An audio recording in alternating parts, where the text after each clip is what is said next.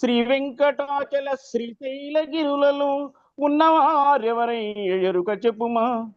శ్రీ వెంకటాచల శ్రీశైలగిరులలో ఉన్నవారెవరై ఎరుక చెప్పుమా. కాశికాపురమందు వాసిగంచిన ఎట్టి భగవంతుడెవరో పలుకుమయ్యా. కాశికాపురమందు వాసిగాంచిన ఎట్టి భగవంతుడెవరో పలుకుమయ్యా. వీరు వారును భేదమే తీరుగలదు సర్వదోంకారమను సూక్తి సత్యమవదే.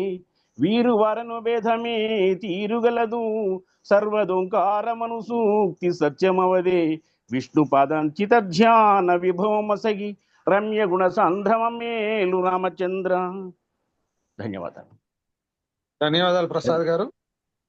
మనోహరాచారి గారికి నమస్కారం తెలియజేస్తూ కావ్యగానాన్ని ప్రారంభించవలసిందిగా ఆహ్వానిస్తున్నాను.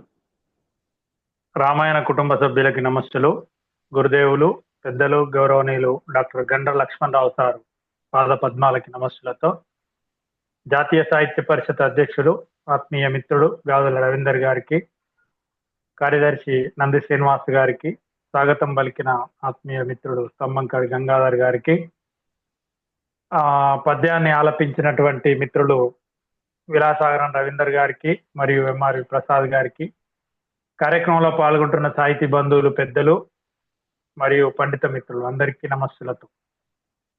శ్రీమంతంబు సనాతనంబు స్థితి భూజిద్వాన బాణాసనోధామంబాశ్రిచదక్షనక్షమము సీతాలక్ష్మణోపేతము ఆర్యామోదప్రదమాంజనేయహితముద్యతారకంబో భవద్రామాకారము నా మనోంబుజమున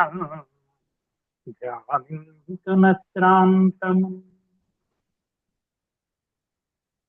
ఉత్తర రామాయణ చరితము తృతీయాశ్వాసము 95వ పద్యమా ఇప్పుడు మనం వెళ్ళాలి? 98 నుంచి చదవాలి. Okay sir. దావనుని చర్యలు 98వ పద్యం నుండి కార్యక్రమంలోకి వెళ్తున్నాం. ఇనవంశోత్తమ వింటే పంక్తి పద నుండి లాగు కైలాసవాసుని చే మన్ననగాంచి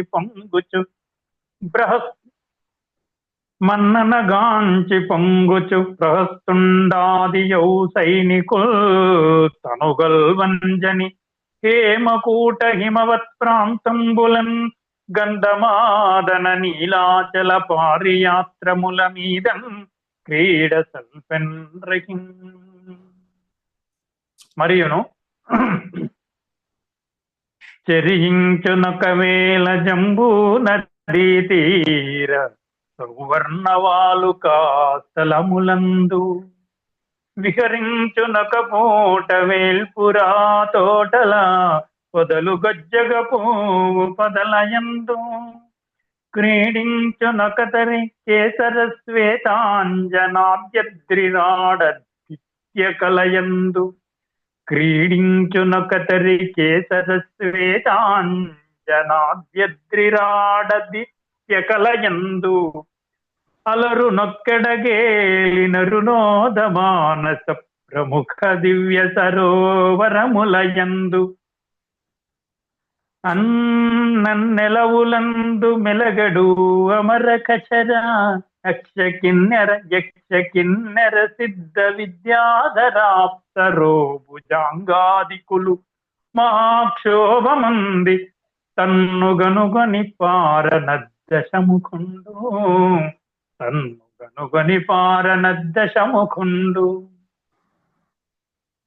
పట్టణం వనరాదు కట్టాయితంబుగా ముట్టడి చేసే చుట్టు విడియు పట్టణం వనరాదు కట్టాయితంబుగా నట్టె ముట్టడి చేసి చుట్టు విడియు బలవంతుడనరాదు బలియుడై ఎంత దవ్వులనున్నవడినేగి గెలిచివచ్చు సురజాతి అనరాదు కరమల్గి జట్టు సన్న జననీక శస్త్రాస్త్ర సమితి నుంచు ధరణీషుడనరాదు తనకు నోడితి నన్నదాక నీరసమున స్వీకరజూపు పాయువు నెలంత జనరాదు పాపమునకు భయపడక ఎట్టులైనను బట్టి కలయు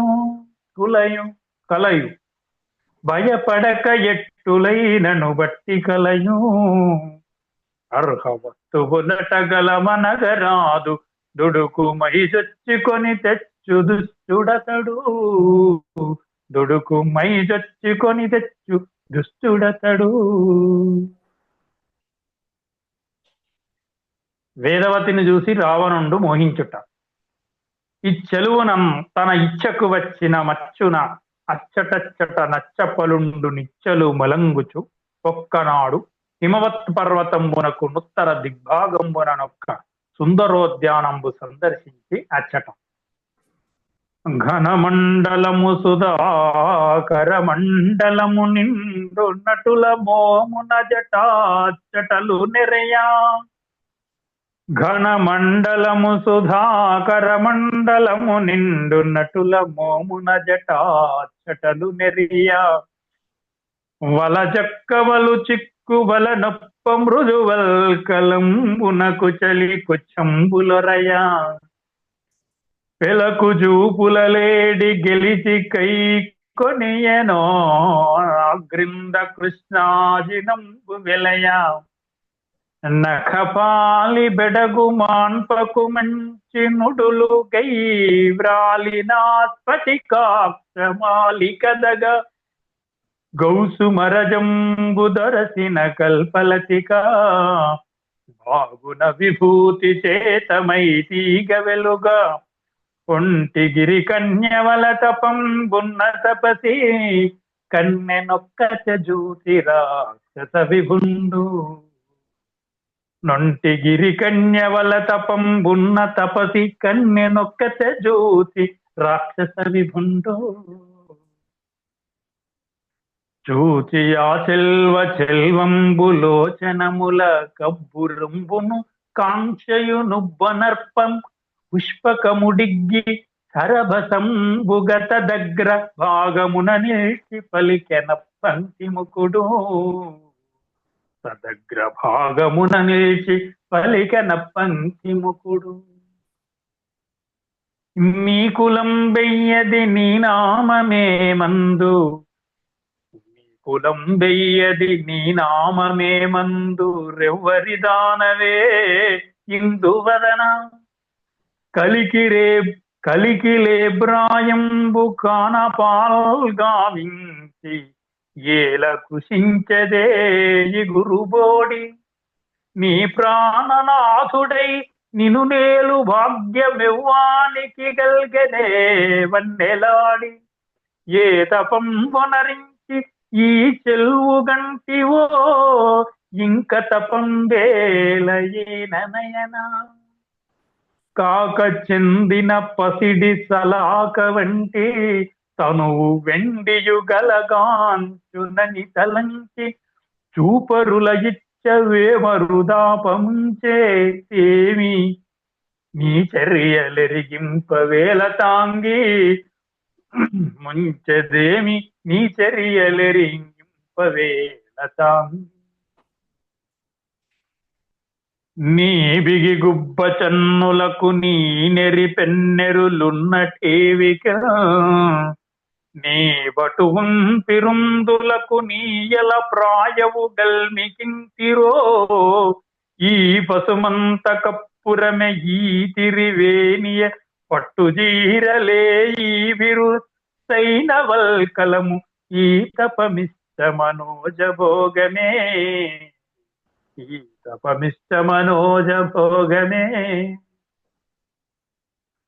అనుమధ్య నీ మధ్య మణిమంబు వహించు మహికటి నీ కటి మహిమగాంచు గిరికుచ నీ కుచ గిరులందు గరిమంబు నడినాక్షి నీరెప్పలరులఘిమా ఘనవేణి నీవేణి మను ఘన స్త్రీ ప్రాప్తి నతివనీ మయి ప్రకామ్యతకు నెక్కు అంగన నీ భర్త అఖిలేశతకుదగు చెలి నీకు వశియగు చెరకు వెళ్తూ ఇన్ని వైభవములు కలిగి ఇగురు బోడి వెళతనమున నీత పంబేల చేయ. ఇన్ని వైభవములు కలిగి ఇగురు బోడి వేలతనమున నీత పంబేల చేయ. గొదవయొదివిన దిరియంచు మృదుల పనితే చెవులకీయడ పండువు సేయుమనినా. చెవులకీయడ పండువు సేయుమనినా.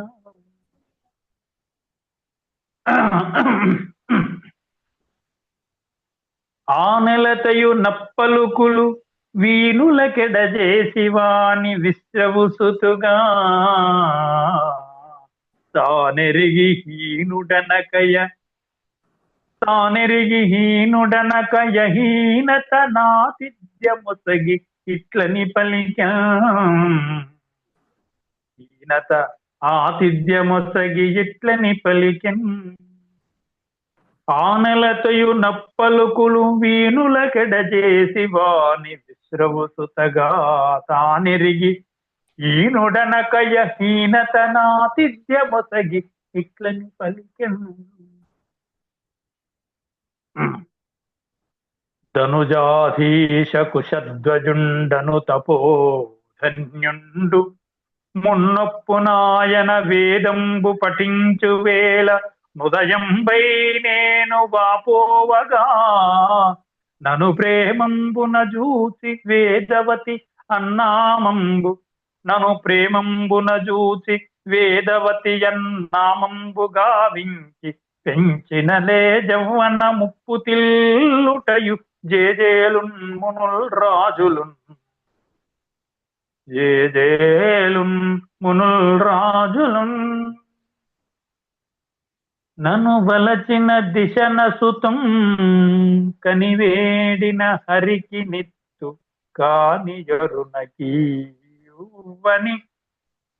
నను వలిచిన దిశన సుతం కనివేడిన హరికి నిత్తుగాని ఒరునకివ్వని తామని నీనని. యౌవనికైనను సంగడడుగా వచ్చిన వేళన్. యౌవనికైనను సంగడడుగా వచ్చిన వేళన్. ఈ విధంబున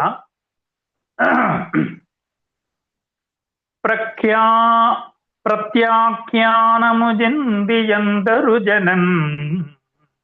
అపాత్ముడౌదంబుడన్ దైత్యుండొక్కడు వచ్చి మజ్జనకు నింతావేడి ఈనన్నచో.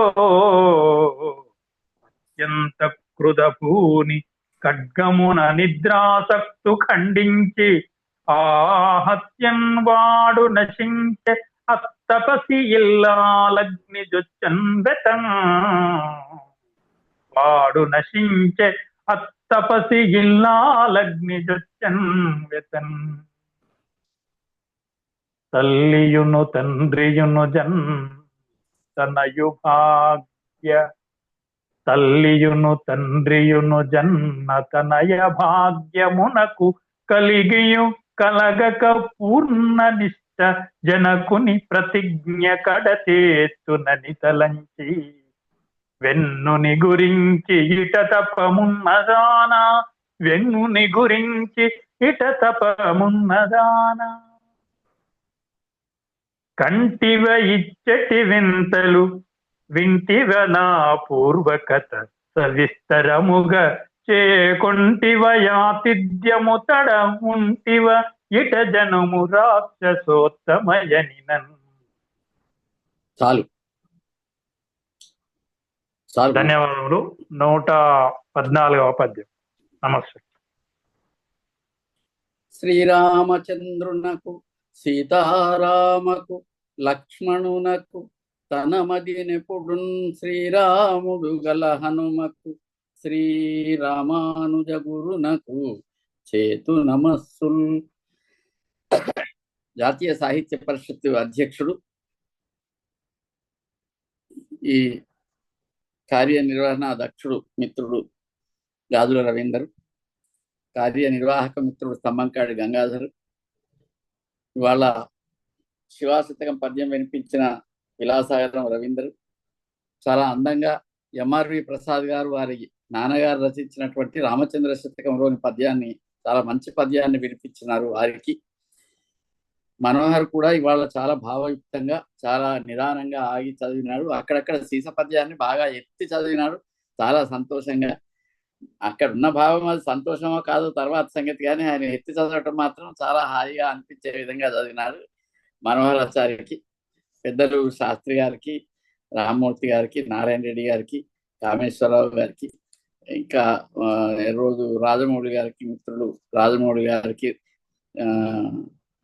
ప్రేమ్ సాగరరావు గారికి, మా వేముల రాజేశం, పద్మలత, ఎర్రోజు వెంకటేశ్వర్లు గారు, సునంద గారు, ఈ ఆసక్తిగా వచ్చినటువంటి వారు రవి గారు, అందరికీ కూడా పేరు పేరున స్వాగతం.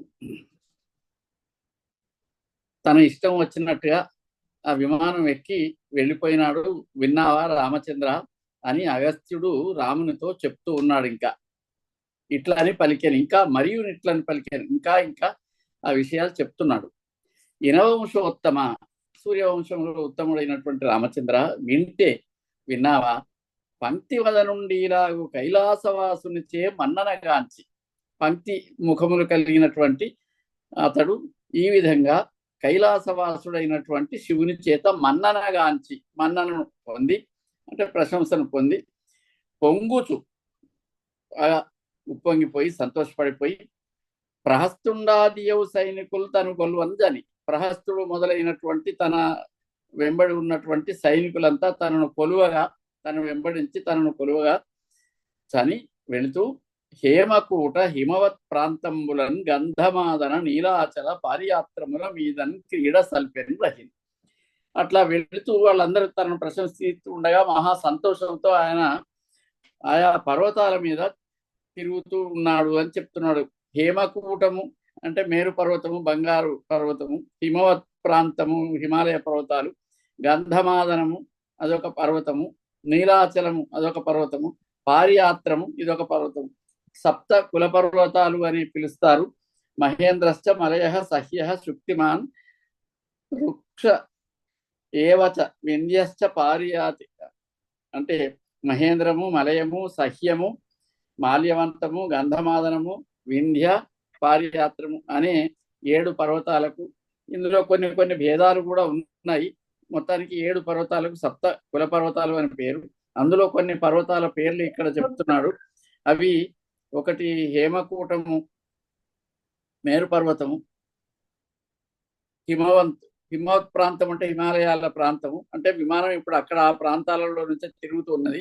గంధమాదనము అనే పర్వతము, నీలాచలం అనే పర్వతము, పారియాత్రం అనే పర్వతం, మీదన్ క్రీడ సల్పెన్ రహిన్. ఆ పర్వతాల మీద, ఆయా పర్వతాల మీద ఆయన క్రీడలు చేసినాడు, అంటే క్రీడించినాడు, చాలా వినోదంగా కాలాన్ని గడిపినాడు. రహిన్ చాలా సంతోషంతో కాలాన్ని గడిపినాడు. మరియును చరించునొకవేళ జంబూ నది తీర సవర్ణ వాలు కాస్థలములందు. ఇంతకుముందు చెప్పినవన్నీ పర్వతాలు, ఇప్పుడు చెప్తున్నవి ప్రవాహాలను చెప్తున్నాడు. ప్రవాహాలు ఇతర విషయాలను చెప్తున్నాడు. చరించు ఒకవేళ, అప్పుడప్పుడు ఇంకా ఆ తిరుగుతూ తిరుగుతూ ఒక్కొక్కసారి జంబూ నది అనేది మేరు పర్వతం పై నుంచి ప్రవహించేటువంటి నది అని చెప్తారు. హిమాలయ పర్వతాల్లో ప్రవహించేది గంగా నది అయితే, మేరు పర్వతం పై నుంచి ప్రవహించేది జంబూ నది, అది బంగారు రంగులో ఉంటుంది అని. ఆ నది వాలుకా స్థలములందు, తీర వాలుకా స్థలములందు, ఆ నది తీరంలో ఉన్నటువంటి ఇసుక తిన్నెల మీద, ఇసుక స్థలాల మీద ఒక్కొక్కసారి చరిస్తున్నాడు, నడుస్తున్నాడు, తిరుగుతున్నాడు. విహరించు ఒక పూట వేల్పు రాతోటల పొదలు గొజ్జగ పువ్వు పొదలయందు. ఒక్కొక్కసారి విహారం చేస్తున్నాడు. ఎక్కడ అంటే వేల్పు రాతోటలు అంటే దేవతల రాతోటలు, అంటే దేవతలకు సంబంధించినటువంటి రాచ వనములు లాగా, అంటే దేవతలకు సంబంధించినటువంటి ఉద్యానవనాలు. ఆ తోటలలో ఉండేటువంటి పొదలలో, గొజ్జగి పువ్వు పొదలలో విహరించినాడు అని, అంటే దేవతల ఉద్యానవనాలలో విహరించినాడు. నందనవనం అటువంటివి అని అనుకోవాలి. తను కొల్వంచని సరే క్రీడించునొక తరి కేసర శ్వేత అంజన ఆది అద్రి రాఢదిత్య కలయందు. ఒక్కొక్కసారి ఇంతకు ముందు కూడా ఒకసారి పైన పర్వతాల పేర్లు అవి చెప్పినాడు. ఇప్పుడు మళ్ళీ ఒకసారి చెప్తున్నాడు. కేసర, శ్వేత, అంజన, ఆది, అద్రిరాడు, ఇవి కూడా పర్వతాలు. ఈ పర్వతాల మీద యొక్క అధిక్యతల యందు అంటే విశాలమైన స్థలాల యందు క్రీడించున కథని.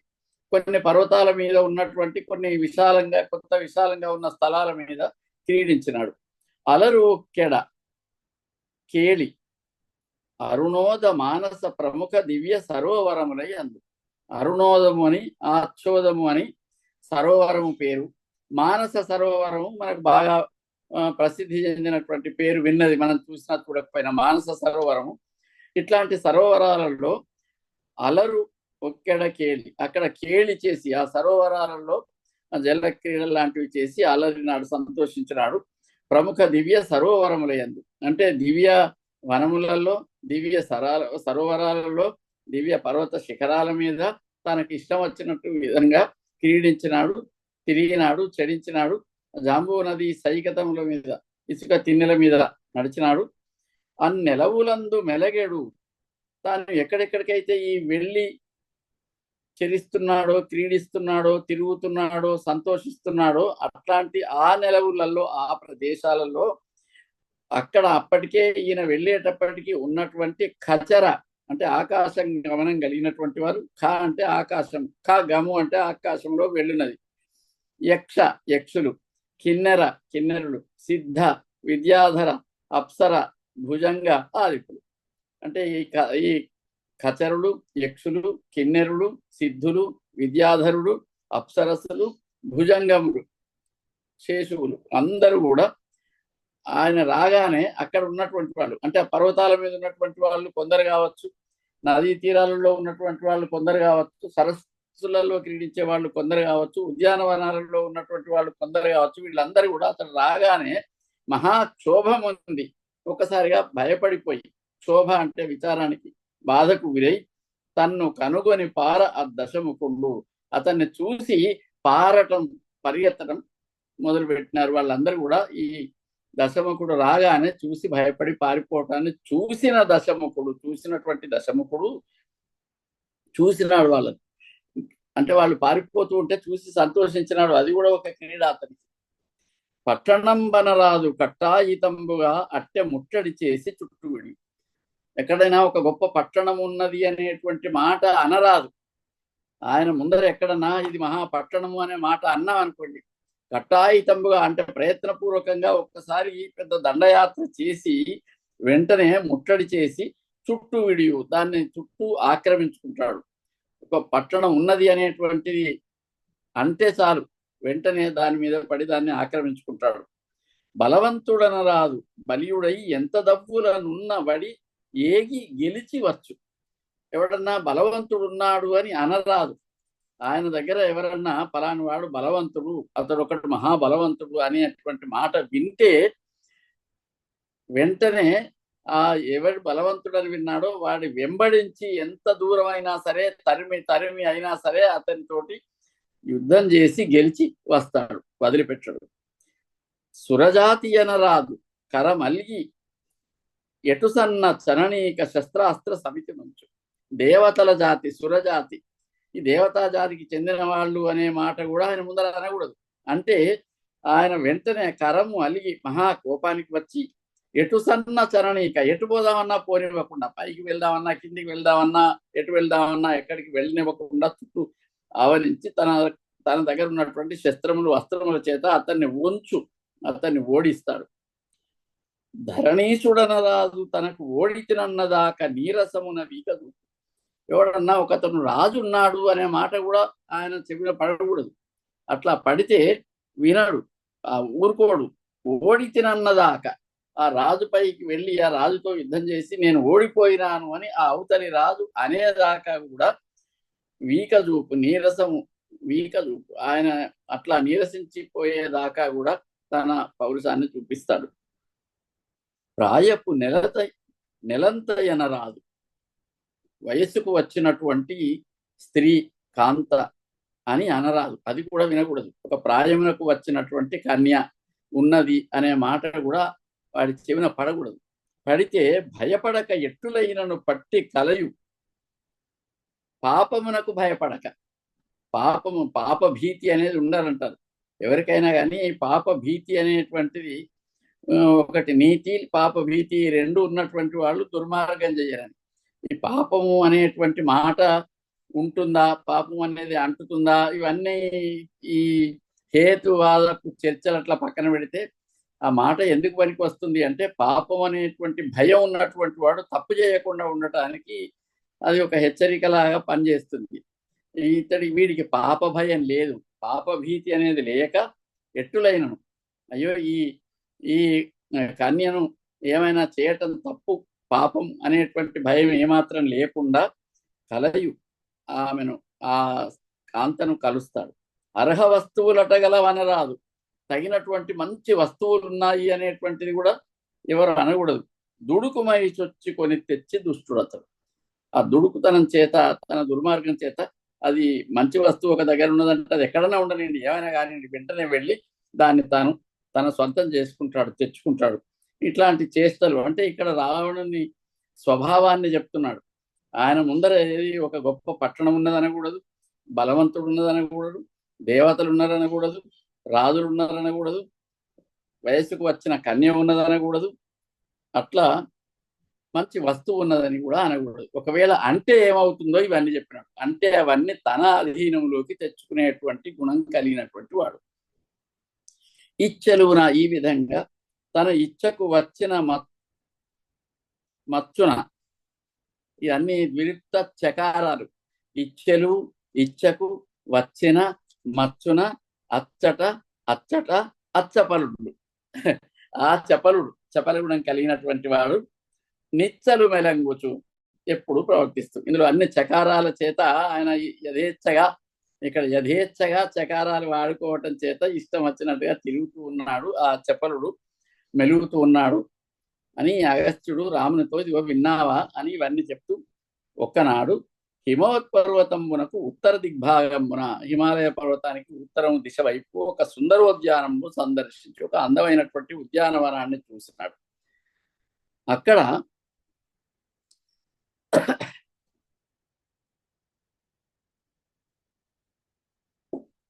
ఘనమండలము సుధాకర మండలము నిండు నటుల మోమున జటాచటలు మెరయ. అది చివరికి ఉన్న మాట ఏమిటంటే, కన్యనొక్కత చూచే రాక్షస విభుండు. ఒక కన్యను చూసినాడు ఈ రాక్షస విభుడు. ఆమె ఎట్లా ఉంది అంటే, ఘనమండలము సుధాకర మండలము నిండు నటుల మోమున జటాచటలు మెరయ. ఘనమండలము అంటే మేఘాల సమూహము, ఘనము అంటే మేఘము, ఘన సుందర అని అంటారు. మేఘాల యొక్క సమూహము. సుధాకర మండలము అంటే చంద్రబింబము. చంద్రబింబము మీది పైకి వచ్చినటువంటి మేఘాలు ఎట్లుంటాయో ఆ విధంగా అటులా మోమున జటాచటలు, ముఖము అనే చంద్రబింబము మీదికి జటలు, వెంట్రుకలు అనేటువంటివి పైకి వాలుతూ ఉన్నాయి అని. చంద్రమండలం మీదికి మేఘాలు, మబ్బులు వచ్చినట్లుగా చంద్రబింబం వంటి ముఖం మీదికి వెంట్రుకలు వచ్చి వాలుతున్నాయి, పడుతున్నాయి. వల జక్కవలు చిక్కువల నొప్పు మృదు వల్కలంబున కుచలి కుచంబులోరయ. జక్కవ పక్షులు, చక్రవాక పక్షులు వలలో చిక్కిన వాటిలాగా. సాధారణంగా అవి రెండు ఎప్పుడు, చక్రవాక పక్షుల జంట ఎప్పుడు కలిసి ఉంటాయి అని. అట్లా కలిసి ఉండేటువంటివి ఒక వలలో చిక్కితే ఇంకా దగ్గరగా ఎట్లా ఉంటాయో, అవి ఒకదాన్ని ఒకటి ఒరుసుకొని ఎట్లా ఉంటాయో వలలో చిక్కుపడినటువంటివి, అట్లా మృదు వల్కలమున అంటే సుకుమారమైనటువంటి ఒక వస్త్రము లోపల, వల్కలం కట్టుకున్నటువంటి వస్త్రము లోపల కుచలి కుచంబులరయ, ఆమె స్తనములు అనేటువంటివి ఒరుసుకొని ఉన్నాయి అన్నాడు. లికుచములు అంటే నిమ్మ పండ్లు, గజనిమ్మ పండ్లు అని అంటారు. వెలుకు చూపుల లేడి గెలిచి కైకొనియను నా క్రింద కృష్ణాజినంబు మెరయ. ఆమె చూపులు ఎట్లా ఉన్నాయి అంటే లేడి చూపులను గెలిచేటట్లుగా ఉన్నాయి. బహుశా తన చూపులతోనే లేడిని జయించి ఆ లేడి చర్మాన్ని తెచ్చుకొని తన కింద ఆసనంగా వేసుకున్నదా అన్నట్లుగా కింద కృష్ణాజినము ఉన్నది. కృష్ణాజినము అంటే జింక చర్మము ఉన్నది. అంటే జింక చర్మము ఆసనంగా చేసుకొని కూర్చున్నది ఆమె. ఆ జింక ఎక్కడిది అంటే తన చేత ఓడిపోయినటువంటిది. ఎందులో ఓడిపోయింది అంటే చూపులతో ఓడిపోయింది. నఖపాళి బెడగు మాన్పకు మంచు నుడులు ఉడులు కైవరాలిన స్ఫటికాక్ష మాలిక తగ. నఖపాళి అంటే గోళ్ల సమూహము, బెడగు వాటి సౌందర్యము అందము, మాన్పకు మంచు వాటి సౌందర్యాన్ని చెదరగొట్టవద్దు అని అన్నట్లుగా, ఉడులు అంటే నక్షత్రాలు, ఉడు అంటే నక్షత్రాలు, ఉడు వీధి అంటే ఆకాశ వీధి, నక్షత్ర వీధి అని అర్థం. ఉడులు నక్షత్రాలు వచ్చి ఆమె చేతిలోని జపమాలలాగా మారిపోయినాయట.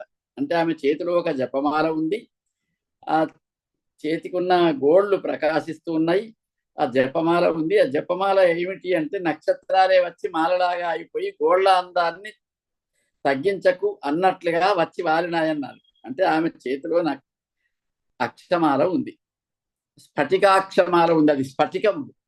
ఈ రుద్రాక్షలు ఇవి కాకుండా స్ఫటికములు అంటే తెల్లటి వెలుగు కలిగినటువంటి ఒక రకమైనటువంటి రాతి వంటివి. కౌసుమ రజంబు దొరసిన కల్ప లతిక. ఈ పుస్తకంలో తిలక అని పడ్డది, ఇది కల్ప లతిక. అంటే కౌసుమ రజము అంటే కుసుమముల యొక్క పొడి, పువ్వుల యొక్క పొడి. దొరసిన పువ్వుల యొక్క పొడి అంతా పైన నిండిపోయినటువంటి లతిక, కల్పలతిక, కల్ప వృక్షం యొక్క తీగ బాగా పూల పొడి అంతా నిండా పరుచుకున్నటువంటి తీగ ఎట్లా ఉంటుందో బాగున విభూతి చేత మైతీగ వెలుగ. ఈమె శరీరం అంతా విభూతి రాసుకున్నది. అక్కడంతా ఆ కనపడుతున్న భాగాల్లో విభూతి కనపడుతున్నది. అది ఎట్లా ఉంది అంటే ఇదిగో పుప్పొడి రాలినటువంటి తీగ ఎట్లా ఉంటుందో విభూతి పూసుకున్నటువంటి ఆమె తీగ వలె ఉన్నది. మై తీగ, శరీరం అనేటువంటి తీగ వలె వెలుగుతూ ఉన్నది. ఒంటి గిరికన్య వలె ఒంటరిగా ఉన్నది. ఎట్లా ఉంది? గిరికన్య వలె. గిరికన్య అంటే పర్వతరాజు కూతురైనటువంటి పార్వతి. ఈ గిరి కన్య అని ఎందుకు అన్నాడు అంటే వివాహం కాకముందటి గిరిజ, వివాహకం కాకముందటి గిరిజ కూడా శివుని గురించి తపస్సు చేసింది ఇట్లనే. అందుకనే కుచడీకతనంబు పోదురోచి గిరికన్య తపము గైకొన్న చోటు అని అలసాని పెద్దన హిమాలయ పర్వతాల మీద ప్రవరుడు తిరిగినప్పుడు రాసినాడు. కుచడీకతనంబు పోదురోచి గిరికన్య తపము గైకొన్న చోటు అంటాడు. అట్లా గిరి కన్య అనే మాట ప్రయోగించినాడు. పార్వతీదేవియే గాని అవివాహితగా ఉండి తపస్సు చేసినప్పుడు ఎట్లా ఉండేదో ఆ విధంగా ఈమె ఉన్నది. ఉన్న తపస్సి, ఈమె కూడా ఒక తపస్సి. కన్యనొక్కతి, ఆమె కన్య తపస్సు చేస్తున్నటువంటిది. ఎందుకంటే ఈ కింద కృష్ణాజినం పరుచుకున్నది, ఒక అక్షమాల చేత పట్టుకున్నది, ఒంటికంతా విభూతి రాసుకున్నది, తపస్సు చేస్తూ కూర్చున్నది. కాకపోతే ఆమె అవయవ సౌందర్యాన్ని ఇక్కడ వర్ణించినాడు కవి. ఇది ప్రబంధ కావ్యాల్లో ఉండేటువంటి లక్షణం. కన్యనొక్కతి చూచి రాక్షస విభుండు. ఒక ఒంటరిగా అనే మాట ముందే వాడినాడు, మళ్ళీ ఒక కన్యను చూసినాడు రాక్షస విభుడు. ఎవరు ఆమె అనేటువంటి మాట కవి ఇక్కడ చెప్పకుండా ఒక ఆమెను చూసినాడు అని చెప్పినాడు. కథనంలో ఇదొక పద్ధతి. ఫలానా అని పేరు ముందే చెప్పకుండా ఈమెను చూసినాడు. ఆమె ఎవరు అనేది మనకు తర్వాత క్రమంలో తెలుస్తుంది అని. చూచి ఆ చెల్వంబు లోచనములకు అబ్బురంబును కాంక్షయు ఉవ్వు వనర్ప. ఆమెను చూడగానే ఆ చెల్వంబులు, ఆ చెల్వ యొక్క అందము, లోచనములకు చూపులకు, అబ్బురమును ఆశ్చర్యమును, కాంక్షయు కోరికయు, ఉవ్వు అనర్ప బాగా కలిగించినాయి. ఆశ్చర్యం కలిగించినాయి, కోరిక కూడా కలిగించినాయి. పుష్పకము డిగ్గి, పుష్పకము నుంచే చూసినాడు. ఆమె చూసి ఆశ్చర్యపడిపోయి ఆగి ఆ పుష్పక విమానం నుంచి దిగి సరభసంబుగా అంటే చాలా వేగంగా తన అగ్రభాగమును నిలిచి, ఆ విమానం దిగి గబగబా ఆమె ముందరిగా వెళ్ళినాడు. అగ్రభాగం అంటే ముందరి భాగంగా ఎదురుగా నిలిచి పలికే ఆ పంక్తిముఖుడు ఆమెతో ఇట్లా మాట్లాడినాడు. పంక్తిముఖుడు అని అనటంలో ఒక చమత్కారం అనిపిస్తున్నది నాకెందుకో. అంటే పంక్తిముక్తుడు, పంక్తి కంఠుడు, దశకంఠుడు ఇవన్నీ ఎప్పుడు వాడుతున్నాయి. ఇప్పుడు వాడు పంక్తిముఖుడు అంటే వాడు 10 ముఖాలతోటి 20 కళ్ళతోటి బాగా చూస్తున్నాడు అని. వాడు ఆమెను అంతా ఇదిగా చూస్తున్నాడు అని. పలికినాడు, మాట్లాడినాడు. ముఖం అనే మాటకు నోరు అనే అర్థం కూడా ఉంది. పంక్తి ముఖుడు అంటే 10 నోళ్లతోటి అన్నాడా, అప్పుడు అరిచినప్పుడు 10 నోళ్లతోటి అరిచినాడు అని అన్నాడు, రావము చేసినప్పుడు అని. ఇక్కడ పంక్తి ముఖుడు 10 నోళ్లతోటి అనకపోవచ్చు, కానీ కొంచెం గంభీరంగాను అంటే అనవచ్చు. నీ కులం వెయ్యది, నీ నామం ఏమందురు, ఎవరి దానవు ఇందువదన. ప్రశ్నలు వేస్తున్నాడు. నీది ఏ కులం అంటే, ఇప్పుడు మనం అనుకునే కులం వేరు, అప్పుడు అనుకునే కులం వేరు. అప్పుడు మానవుల, దేవతల, రాక్షసుల, లేదా ఈ నాగుల, యక్షుల, కిన్నరుల, గంధర్వుల, ఇట్లాంటి అప్పుడు అవి అనుకునేవాళ్ళు. అంతేగాని ఇప్పుడు మనం అనుకున్న కులం కాదు. నీ కులం వెయ్యది. మనం వాడుకలో, వ్యవహారంలో కూడా ఎవరన్నా కొత్త వాళ్ళని మాట్లాడితే మీరు ఎవరు, మీది ఏ కులం అని లోకంలో ఇప్పుడు ఈనాటికి అనుకునేటువంటిది. కవి సమకాలీనమైన అంశాలను బట్టి చూస్తే ఈ కులం అనేటువంటి మాట ఇప్పుడు అడిగినట్టుగా కూడా ఉంటే ఉండవచ్చు. నీ నామం ఏమందురు, నీ పేరేమిటి, నీ పేరేమిటి అని ఏమందురు అనే మాట ఇంకొకటి చేర్చినాడు. అంటే నీ పేరు ఒకటి ఉండొచ్చు, నిన్ను ఇంకో పేరుతో పిలుస్తారు కావచ్చు. నిన్ను ఏమందురు, మనకు ఒక పేరు ఉంటుంది రిజిస్టర్లో, కానీ మనల్ని పిలిచే పేరు వేరే ఉంటుంది, బాగా ప్రసిద్ధమైపోయి. బహుశా అట్లా నీ నామము ఏమందురు అంటే నీ పేరు ఏమంటారు, నీ పేరేమిటి అని అడిగినట్టే ఉంది. నీ పేరేమిటో, నిన్ను ఏమని పిలుస్తారు అందరూ, ఏమందురు. ఎవరి దానవు అంటే నీవు ఎవరి కూతురు. ఇందువదన, చంద్రబింబం వంటి ముఖము కలదాన అని. సాధారణంగా నీవు ఎవరు ఏమిటి అని అడిగి ఊరుకుంటే అయిపోతుంది. ఈ అతి విశేషణం అవసరం లేదు. అందుకనే అక్కడ ప్రవరుడు కూడా వరువధిని భీతమృగేక్షణ అని అంటాడు. ఏదో నాకు ఇల్లు దారి ఎక్కడుందో చెప్పు మా ఊరికి అని అడిగి ఊరుకునే ఉంటే అయిపోయేదానికి భీతమృగేక్షణ అని ఎందుకు అన్నాడు అంటే, ఆయనకు లోపల ఎక్కడనో ఆమె అంటే ఇష్టం ఉన్నదా అని ఆమె అనుకుంటున్నది అని. ఆయనే అట్లా ఏం అనుకోలే, ఒంటరిగా ఉన్నాడు, పాపం భయపడుతున్నది అని అమాయకంగానే అన్నాడు. కానీ దానికి అటువంటి ఇంకొక అర్థం వస్తున్నది. ఇక్కడ చంద్రబింబం వంటి వదనము గలదానా, కలికి లేప్రాయము కానపాలు గావించి. లేతది అయినటువంటి వయస్సు, కలికి లేత వయస్సును కానపాలుగా కావించి, అడవి పాలు చేసి ఏల కృషించదే, ఎందుకు ఇట్లా తపస్సు చేసి కృషిస్తావు. ఇగురుబోడి, మళ్ళీ ఇక్కడ ఇంకొక మాట ఇగురుబోడి అన్నాడు. ఈ ఇగురు అంటే చిగురు, చిగురుబోడి, ఇగురుబోడి అని అంటాడు. అలరు అంటేనేమో పువ్వు కనుక అలరుబోడి అని. ఈ బోడి అనేటువంటి మాటకు పోడిమి అనేది మూలం. పోడిమి అంటే వన్నె, అందం. ఇగురు పోడిమి, అలరు పోడిమి అని. చిగురు బోడి అని కూడా అంటారు. చిగురు వంటి వన్నె గలది అని. చిగురు వంటి వన్నెలో ఒకటి చిగురుల వంటి రంగు, చిగురు వంటి సౌకుమార్యం, మార్దవం, మృదుత్వం, ఈ రెండు ఉంటాయి. అట్లా ఇగురు బోడి అని ఒక సంబోధన చేసినాడు. మళ్ళీ ఇక్కడ నీ ప్రాణనాథుడై నేను నేరు భాగ్యం ఇవ్వానికి కలిగనే. నీ ప్రాణనాథుడు అంటే నీకు భర్త అయినటువంటి అదృష్టవంతుడు ఎవరు కావచ్చు, ఎవరికి ఆ అదృష్టం కలిగి ఉండవచ్చు అంటే నీవు ఎవరిని వరిస్తున్నావు అని కావచ్చు, లేదా ఎవడన్నా నిన్ను వరిస్తున్నాడా అని కూడా కావచ్చు ప్రశ్న. వన్నెలాడి, వన్నెలు కలిగినటువంటి దానివి.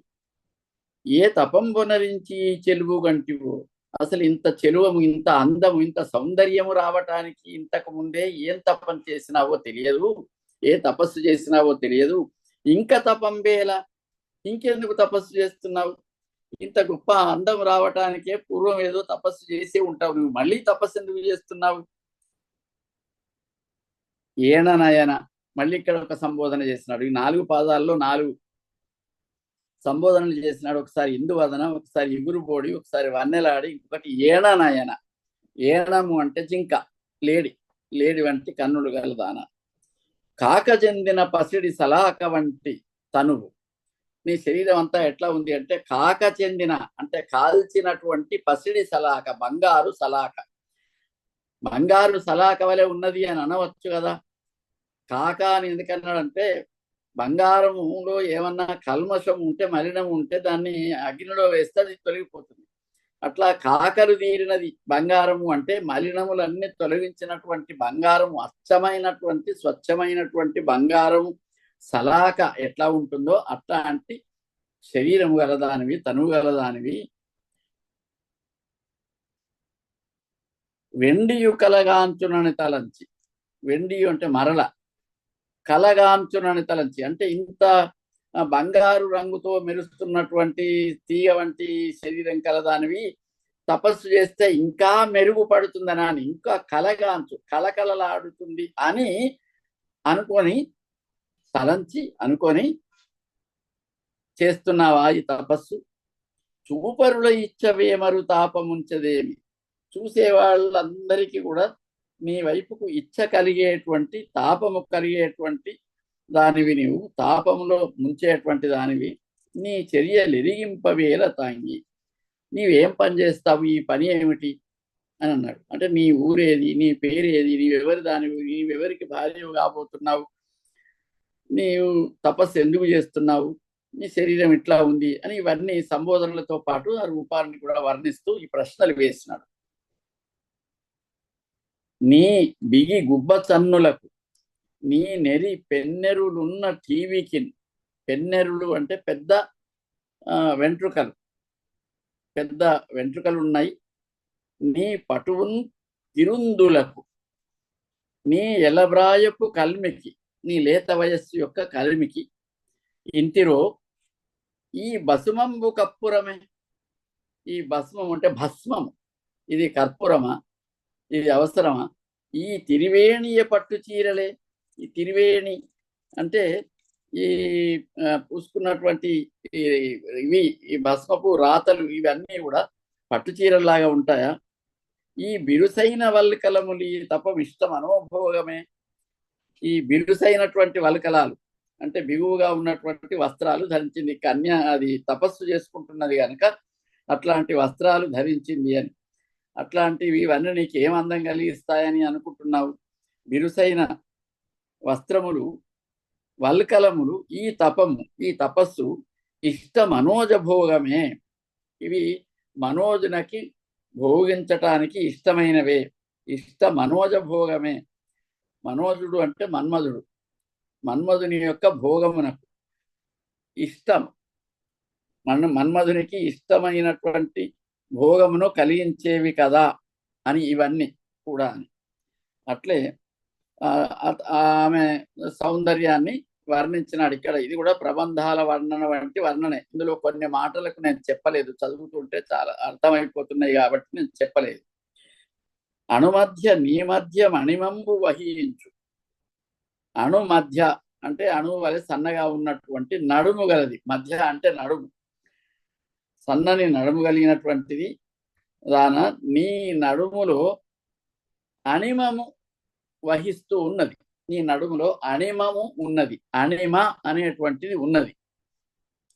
మహి కటి అంటే నడుముకు కింది భాగము కటి, అది మహిమగాంచు, అందులో మహిమ ఉన్నది. ఈ నడుములో అణిమ ఉన్నది, ఇక్కడ మహిమ ఉన్నది. ఇవి ఇప్పుడు నేను మీకు ముందు చెప్తేనే కొంత ఇంకెక్కువ కొద్దిగా స్పష్టంగా ఉంటుందేమో. అణిమ, మహిమ, గరిమ, లఘిమ అని ఇట్లాంటి కొన్ని ఇవి అష్ట సిద్ధులు అని పిలుస్తారు. సిద్ధులు ఒక్కొక్క సిద్ధి, అష్ట సిద్ధులు పొందటము అని అంటారు. అట్లాంటి అష్టసిద్ధులు ఆమె అవయవాలలోనే ఉన్నాయి అన్నట్లుగా ఒక్కొక్క సిద్ధిని ఒక్కొక్క అవయవానికి పోల్చి చెప్తున్నాడు. నీ మధ్య అణిమంబు గలదు, కటిలో మహిమ ఉన్నది. గిరికుచ నీ కుచగిరులందు గరిమము.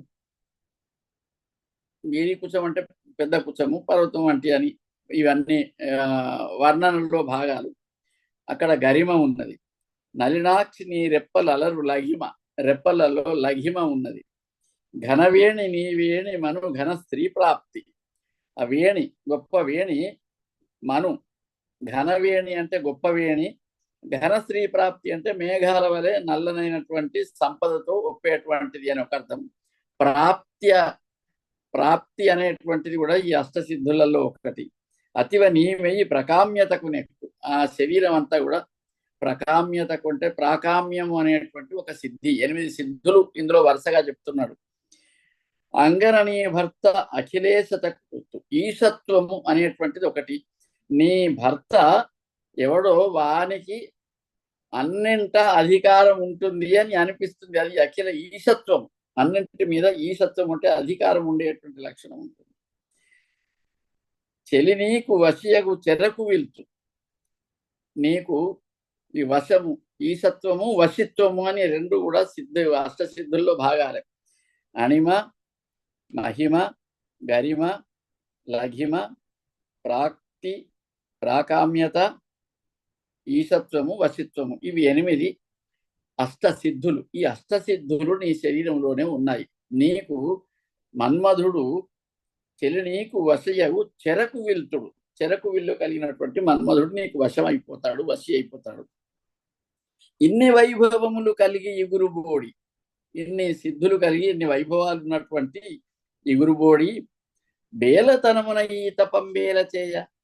ఈ బేలతనము, తపం బేల చేయ యతి దగ్గర బాగుంది, కానీ ప్రయోగం కూడా కొంచెం అందమైన ప్రయోగం. అమాయకత్వం చేత తపస్సు ఎందుకు చేస్తున్నావు అనేది అర్థమైతే బేలము, తపం బేల, బేల తపం బేల. ఆ బేల అనే పదాన్ని వేర్వేరు అర్థాలతో ప్రయోగించటం. ఏల చేయ ఎందుకు చేస్తున్నావు? కొదవ యుదవినది అంచు మృదుల ప్రణితి. ఇది తక్కువ అయినది నాకు, నేను ఎందుకని తపస్సు చేస్తున్నాను. కొదువ ఇది ఉదవినది, నువ్వు అన్నట్టు ఇవన్నీ నాకు ఉన్నాయి, కానీ ఇదిగో ఇది ఒక్కటి తక్కువ అయింది, అందుకని నేను చేస్తున్నాను అని మృదుల ప్రణితి చెవులకి ఎడ పండువు చేయుము. చాలా మృదువుగా నీ కోమలమైనటువంటి గొంతులతోటి నా చెవుల పండుగ అయ్యే విధంగా అది చెప్పినా. ఏం చెప్పాలి? ఇదిగో ఇది తక్కువ అయింది కనుక చేస్తున్నాను అని. ఏది కొదువు అయిందో అది నాకు అందంగా తీయగా వినిపించు అంటున్నాడు. అడుగుతున్న ప్రశ్నల్లో ఇది కూడా ఒక ప్రశ్న. ఆ నెలతయు ఆ పలుకులు వీణులకు ఎడజేసి, ఈ మాటలు ఆమె వింటున్నది కానీ పెద్దగా పట్టించుకోలేదు. ఎడజేసి అంటే దూరం చేసి, అది చెవులకు బాగా ఇష్టం లేకున్నట్టుగా వాటిని పట్టించుకోకుండా, వాని విశ్రవసుతుగా తానెరిగి, ఆమె తపస్సు చేస్తున్నది కనుకను, అంతకుముందు వాడి గురించి తెలిసింది కనుకను, అతడు విశ్రవసుతుడు, దశకంఠుడు అనేది తెలిసి, హీనుడనక, వాడు దుష్టుడో దుర్మార్గుడో అయినప్పటికీ అట్లా ఏమనక, అహీనత అంటే హీనత్వం కాకుండా, తక్కువతనం కాకుండా, ఆతిథ్యమొసగి, వాడు హీనుడు అయినా సరే హీనుడు అనక, తాను అహీనతక తాను తగ్గక, ఆతిథ్యమొసగి తగు విధంగా ఆతిథ్యాన్ని ఇచ్చి ఇట్లని పలికేది, ఇట్లా అని అన్నది. ధనుజాధీశ, రాక్షసాధీశ్వరుడా, కుశధ్వజుండను తపోధన్యుండు మున్నొప్పు. కుశధ్వనుడు అని ఒక తపస్సు చేసుకునే ఒక గొప్పవాడు, ధన్యుడు ఒక అతను ఉండేవాడు. ఆయన వేదంబు పఠించు వేళ ఉదయంబై నేను, ఆయన వేదాన్ని చదువుతూ ఉన్నప్పుడు నేను పుట్టినాను. వాపోవగా, నేను పుట్టి ఏడుస్తున్నప్పుడు ఆయన వేదం చదువుతున్నాడు. వేదం చదువుతున్నప్పుడు, పఠిస్తున్నప్పుడు నేను పుట్టినాను. నన్ను ప్రేమంబున చూచి, అప్పుడు నన్ను ప్రేమతో చూసి వేదవతి అన్న నామంబు కావించి, నాకు వేదవతి అనేటువంటి పేరు పెట్టి నన్ను పెంచినాడు. లేజవ్వన ముప్పతిల్లుటయు, అట్లా క్రమక్రమంగా నాకు లేత ఈ యవన వయస్సు రావటము. జేజేలు మునులు రాజులు, జేజేలు దేవతలు, మునులు, రాజులు మొదలైనటువంటి వారు నన్ను వలచి, ఈ పద్యం ఇంతటితో ముగియకుండా తర్వాత పద్యానికి ఇది లంకె పెట్టి రాసినాడు. జేజేలు దేవతలు, మునులు, రాజులు నన్ను వలచి, నన్ను ఇష్టపడి, దిశసుతున్ కని వేడిన. దిశసుతుడు అంటే బృహస్పతి కొడుకు. బృహస్పతి కొడుకును కని వేడిన, ఆయనను కూడా అడిగిన, ఆయన కూడా అడిగిన. హరికి ఎత్తుగాని వరుణకి వనితామణి ఈననియే. నేను అంటే ఇక్కడ దిశసుతుడు అంటే బృహస్పతి కొడుకు అని, ఈ కుశధ్వజునికి కూడా బాగా ప్రజ్ఞ కలిగినటువంటి అతని కొడుకు అనే పేరేమన్నా ఉందేమో. అతను అడిగితే, హరికి ఎత్తును గాని నేను ఈ అమ్మాయిని విష్ణువుకే ఇస్తాను, వరుణకి ఇవ్వను, ఇంకొకరికి ఇవ్వను, ఈ వనితామణిని, ఈ వనితను అనియే అన్నాడు. ఎవ్వనికైనను సంగడు అడుగ వచ్చిన వేలను, అట్లా చెప్తూ ఎవ్వడు అడుగ వచ్చినా ఓ సంగడు ఇవ్వలేదు. ఎవ్వడు అడుగ వచ్చినా సరే, దేవతలు జయజేలు రాని, మునులు రాని, వీళ్ళు రాని, లేదా దిశసుతులు అని ఇంకెవరన్నా రాని, ఎవ్వరు వచ్చినా కానీ నేను ఈ వనితను ఈ నా కూతురును హరికి ఇస్తాను తప్ప ఇంకెవ్వరికి ఇవ్వను అని అందరితోనూ అట్లే వచ్చిన వాళ్ళందరికీ చెప్పినాడు. ఈ విధమున ఇక్కడికి ఆగుదాం. మనం ఇంకొక 3-4 పద్యాలు రాసి చదివినాడు కానీ ఇక్కడికి సమయం అయిపోయింది. అందరికి నమస్కారం, ధన్యవాదాలు. ధన్యవాదాలు సార్. ఇవాళ ఈ వర్ణనలు అన్ని ప్రబంధ వర్ణనలే. అమ్మవారిని వర్ణించిన అంతే. ఎవరిని వర్ణించిన ప్రబంధ కవులకు ఉన్నటువంటి ఆ లక్షణం అంటే దాన్ని ఆ లక్షణంగానే తీసుకోవాలి. ఆ ప్రబంధ యువ లక్షణాలని మాత్రం తీసుకోవాల్సినటువంటి అవసరం ఉన్నది. అప్పటి కాలంలో ఉండేటువంటి ఆ ప్రబంధ లక్షణాలు అవన్నీ కూడా ఆ వర్ణనలో చోటు చేసుకున్నాయి. వాటిని మీరు ఏవి కొని చెప్పాలో ఇంకొక కారణం కూడా ఉంది. ప్రబంధం అని వర్ణన చేయటమే కాకుండా ఇక్కడ రావణుని దృష్టిలో ఎట్లా కనిపించింది అని చెప్పడానికి కూడా వర్ణించినారు. వాస్తవం సార్, వాస్తవం. దానిలో మీరు ఏది చెప్పాలనో, ఏది సభ్యంగా దాన్ని ఎస్కేప్ చేయాలనో అవి కూడా సభ్యంగా ఎస్కేప్ చేసి చాలా సుందరంగా అందించినందుకు మీకు మరొకసారి ధన్యవాదాలు తెలియజేసుకుంటూ, మాకు నారాయణ రెడ్డి సార్ నైషధం చెప్తున్నప్పుడు ఇట్లా ఏదన్నా ఇటువంటివి వచ్చినప్పుడు పద్యం అంత చదివి దానికి ఒకటే మాట చెప్పి మిగతా అంతా మీరు గ్రహిస్తారు అని దాటేసి ఇంకో పద్యం చెప్పేవారు. అదే అంటున్నాను. మీకు మరొకసారి ధన్యవాదాలు తెలియజేసుకుంటూ పెద్దల్ని స్పందించాల్సిందిగా ఆహ్వానిస్తున్నాను. ముందుగా నాగిల వారు. నమస్కారం సార్. నేను ఇవాళ ఏమి స్పందించలేను. నేను ఆల్మోస్ట్ మీరు వ్యాఖ్యానం మొదలుపెట్టిన తర్వాత వినవలసి వచ్చింది. సరే, అక్కడ కూడా ఏమైనా ఇందాక ఉడు అంటే నక్షత్రం అని చెప్పినారు. ఒక చాటు కూడా ఉంది. ఉడు రాజముఖి మృగరాజకటి కుచభారనత గజభారగతి యతిసారమణే హృదయే రమతే నజప నతప నజప నతప క్వసమాధిరతే. ఉడు రాజముఖి అయినటువంటి యొక్క అమ్మాయి మృగరాజకటి అయినటువంటిది. ఉడు రాజముఖి అంటే నక్షత్రాలకు చంద్రుని ముఖం అంతే. ఉడు రాజముఖి మృగరాజకటి కుచభారణత గజభారగతి యతిసారమణే హృదయే రమతే క్వజప కొతప కస్మాదిరతే. అట్టాడు అమ్మాయి దొరికితే జపం ఏమిటి, తపస్సుడు నా బోధ అవన్నీ ఏమి విడిచిపెట్టి వెళ్ళిపోతాను అన్నాడు వాడు. అట్లా ఉడు అంటే నక్షత్రం అని అచ్చ తెలుగు పదంగా కాదు సార్ అది సార్? అచ్చ తెలుగా తెలుగు పదమే. నేను ఆమెను వర్ణించడం మీరు మొదలు పెట్టారు. నేను అప్పుడే వచ్చిన వేరే ఎవరు ఫ్రెండ్స్ వస్తే కూర్చొని మాట్లాడాల్సి వచ్చింది. వర్ణించాలి. గరుడు గణపతికి తండ్రిగానొప్పగున్ అని ఒక అవధానంలో సమస్య ఇచ్చినారని. గరుడు గణపతికి తండ్రిగానొప్పగున్ అయితే అవధాని ఏం చేసినాడంటే పద్యం అంతా చెప్పి చివరికి ఒక అక్షరం చేర్చినాడు. సాగరుడు గణపతికి తండ్రిగానొప్పగున్. సాగరుడు ఉడు గణపతికి అంటే చంద్రుడు అయినటువంటికి తండ్రి, అంటే సాగరుడు చంద్రునికి తండ్రి అయినాడు. ఉడుగణానికి పతి కనుక అంతే. ఉడు అనేది. ధన్యవాదాలండి.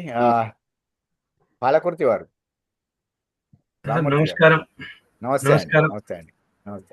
ఏమి లేదు సార్, చాలా చక్కగా హాయిగా ప్రశాంతంగా వినేటందుకు అవకాశం వచ్చింది. సాగరుడు గణపతికి తండ్రి కావాలి వింటే అని కొప్పరపు కవులకు ఇచ్చిన సమస్య చాలా చక్కగా జ్ఞాపకం చేశారు. కొప్పరపు కవులకు ఇచ్చిన సమస్య.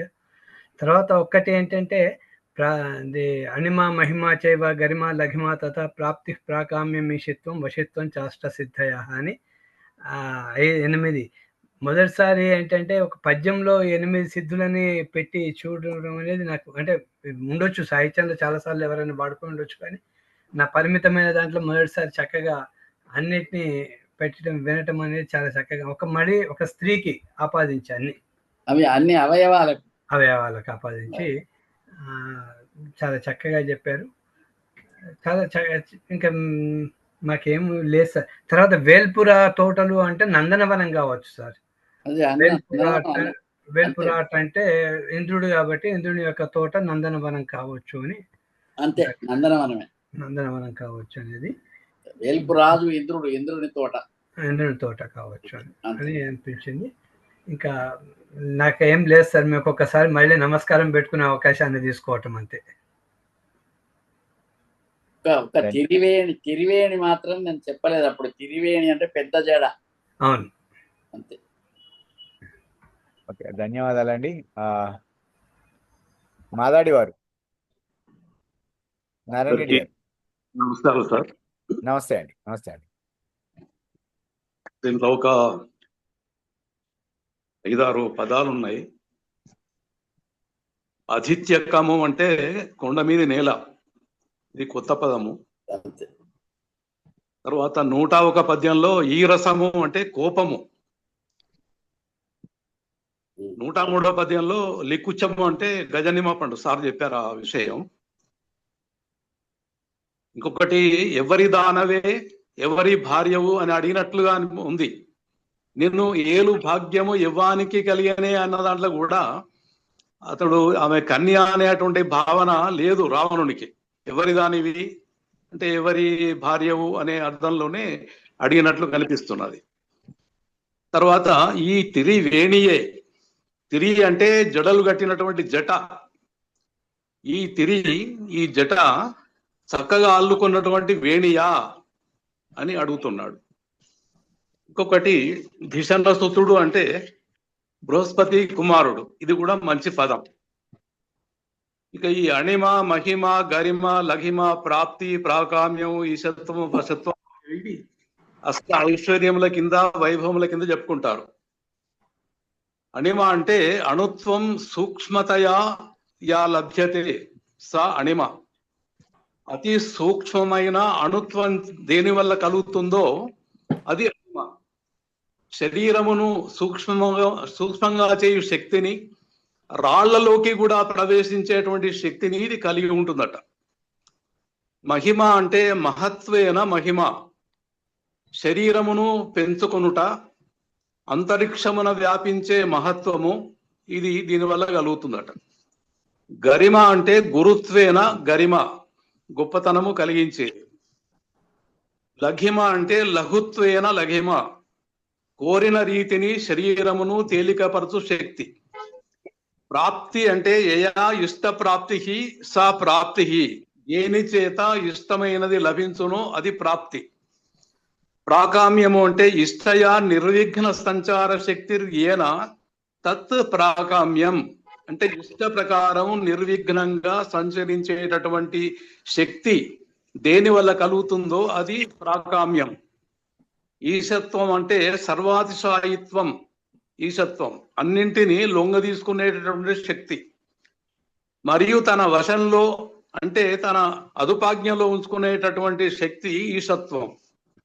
వశత్వం అంటే స్వాధీనేంద్రియత్వం, వశత్వం కోరికల నుండి స్వేచ్ఛ మరియు ఆత్మ సంయమనం కలిగించేటటువంటి శక్తి. కొంచెం వివరణ అందరికీ తెలుస్తుందనే ఉద్దేశంతో చెప్పడం జరిగిందండి. ధన్యవాదాలు. ధన్యవాదాలండి. పద్మలత గారు. అందరికీ నమస్కారాలు సార్. ఈ రోజు అంతా కూడా కొంచెం వర్ణన అదే ఉంది. ఇక్కడ ఈ బోడి అనేది పోడిం నుండి వచ్చింది అన్నది నేను ఫస్ట్ టైం విన్నాను సార్, మీ వల్ల నేర్చుకున్నాను ఈ వర్డ్ ఒకటి. తర్వాత ఇంకోటి ఏంటంటే ఈ అష్ట సిద్ధుల్ని ఆమె అవయవాలతో పోల్చడం అది బాగా నచ్చింది. అంటే ఆ కవి యొక్క క్రియేటివిటీ ఏమంటారు, సృజనాత్మకతకు నిదర్శనం అనిపించింది నాకైతే. చాలా బాగుంది అది. అలాగే ఈ అష్టసిద్ధులు కూడా ఆంజనేయ స్వామికి ఉన్నాయని అంటారు, సీతాదేవి ఇచ్చింది అని అంటారు. అందువల్లనే ఆయన సూక్ష్మ రూపాన్ని అష్టసిద్ధులు నవనిధులు, అష్టసిద్ధి నవనిధికే దాత అని మన ఆయన దాంట్లో వస్తుంది కదా, హనుమాన్ చాలీసాలో వస్తుంది. అవును సార్, అందుకే ఆయన సూక్ష్మ రూపాన్ని పొందడము ఇది జరిగినట్టుంది. తర్వాత ఇంకొకటి ఏంటంటే ఈ సలాక అన్న పదము నాకు నేను ఎక్కువగా ఈ తెలంగాణ ప్రాంతంలోనే ఉందేమో అని అనిపిస్తుంది సార్. ఎందుకంటే మిగతా ప్రాంతాలలో ఊచా కడ్డీ అన్నదే ఎక్కువగా వింటాను. సలాక అన్నది మరి ఈయన ఈ ప్రాంతానికి చెందినవాడా లేకపోతే కవి కనుక సలాక అనేది అక్కడి ప్రాంతం వాళ్ళు కూడా వాడినే ఉన్నాయి. అవునా? అదే నేను ఎప్పుడు కనక శలాక, కనక శలాక అని వాడినవి ఉన్నాయి. ఓకే సార్, అదే అదొకటి క్లారిఫై చేసుకుందామని అనిపించింది. ఓకే, థ్యాంక్ యూ సార్, చాలా బాగుంది ఇవాళ. ధన్యవాదాలండి. ఎర్రోజు వెంకన్న, ఎర్రోజు వెంకటేశ్వర్ గారు. నమస్తే అందరికి. నమస్తే. వినొస్తుందా? వినొస్తుంది వినొస్తుంది, మాట్లాడండి. ఈరోజు వర్ణంలో వినొస్తుందా?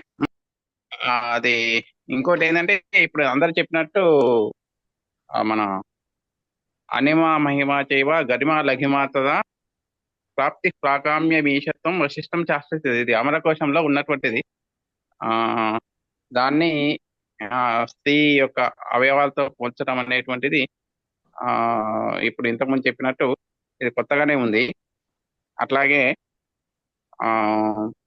అంటే అక్కడ బోడి, అలరు బోడి ఇట్లాంటి కొన్ని పదాలని కూడా ఇది మన అనుప్రాసాలతో చెప్పడం కూడా బాగుంది. అంటే జనరల్గా మనం చూస్తున్నాం, కంకటి పాపరాజు ఎక్కడ అవకాశం దొరికితే అక్కడ అనుప్రాస అలంకారాన్ని వాడడం అనేటువంటిది చూస్తున్నాం. ముఖ్యంగా ఈ వచనంలో కూడా ఈ అనుప్రాస అలంకారం కనిపించింది. అట్లాగే సారు కూడా దాన్ని చక్కగా వర్ణించి, అంటే మనం అంటాం కదా, ఎక్కడ చెప్పాలో ఎక్కడ చెప్పకూడదో అట్లా చెప్పి మిగతా దాన్ని పాఠకులుగా వదిలేయడం అనేటువంటిది చక్కగా ఉంది. సార్కు మరియు అందరికీ నమస్కారాలు. ధన్యవాదాలన్నా. First bench student. పెద్ద సార్ నవ్వుతారు. నేను ఇప్పుడు కూడా జర్నీలోనే ఉన్నాను సార్. ముందుగా గురుదేవులకు నాయక నమస్కారాలు. చాలా చక్కగా సాగుతుంది. స్త్రీని వర్ణించడము, ఇంత అద్భుతంగా వర్ణించడం ఆ కంకటి పాపరాజుకే సాధ్యమేమో అనిపించింది. అన్ని అంత చక్కగా వింటూ వస్తా ఉన్నాను. చాలా బాగా జరిగింది సార్. అంటే చెప్పలేను. మా కర్ణామృతాన్ని ప్రసాదిస్తూ ఉన్నారు సారు. ధన్యవాదాలండి. ఇక గంగాధర్ అన్నా, మన వాళ్ళు ఇంకెవరు? ఎర్రోజులా ఉన్నాడు, ఎర్రోజుల రాజమౌళి ఉన్నాడు. ఇవాళ కొద్దిగా తక్కువనే ఉన్నారు. రాజమౌళి ఉన్నాడు, అంతే. అదే ప్రసాద్ గారు, ప్రసాద్ సారు, రాజమౌళి ఇద్దరు. ఎవరైనా మాట్లాడితే మాట్లాడండి.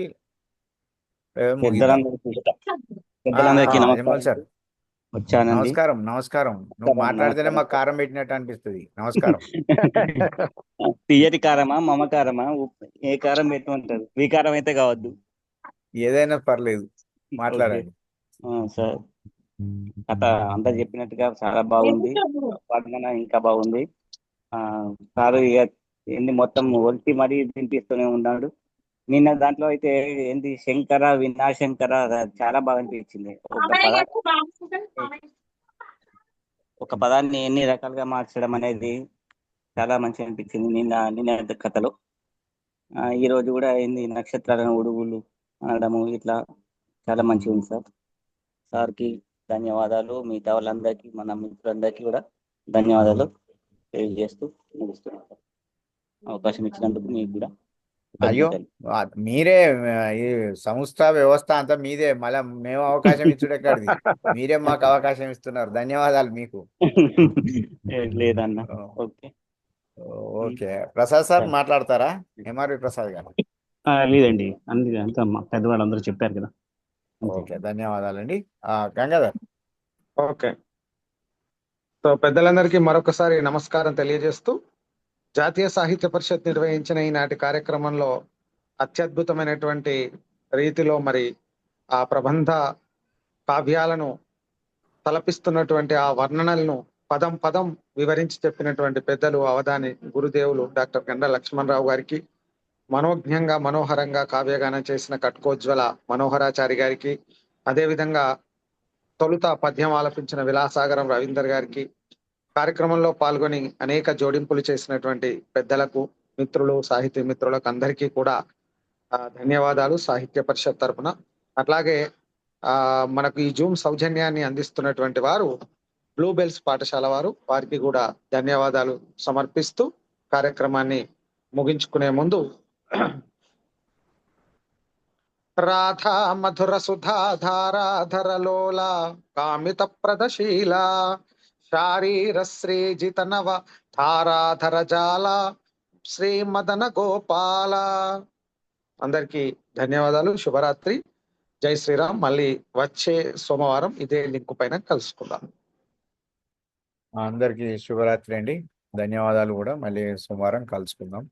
ఇంకెక్కువ సంఖ్యలో మన వాళ్ళని ఇన్వాల్వ్ చేద్దామని చెప్పేసి ఆశిస్తూ అందరికీ ధన్యవాదాలు.